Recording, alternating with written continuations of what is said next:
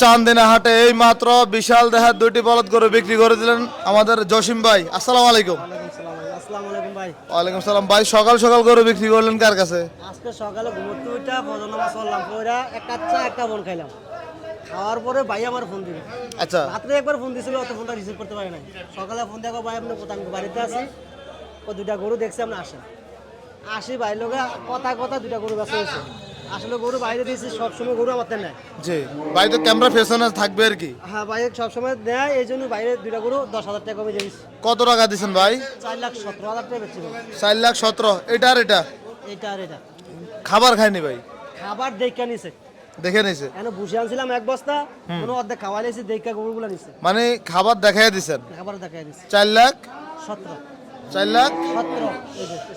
4,17,000 17,000 টাকা ভিডিও দেখে এসে নিয়ে গেছে। ভিডিও দেখছে, তারপরে মনে করে যে আগে সব সময় গরু নাই। আচ্ছা, এই ভিডিওটা দেখে আসছে আর কেন গরু পছন্দ হয়েছে? গরু পছন্দ হয়েছে, নিয়ে গেছে। আলহামদুলিল্লাহ, ধন্যবাদ ভাই। আসসালামু আলাইকুম, ভালো থাকেন।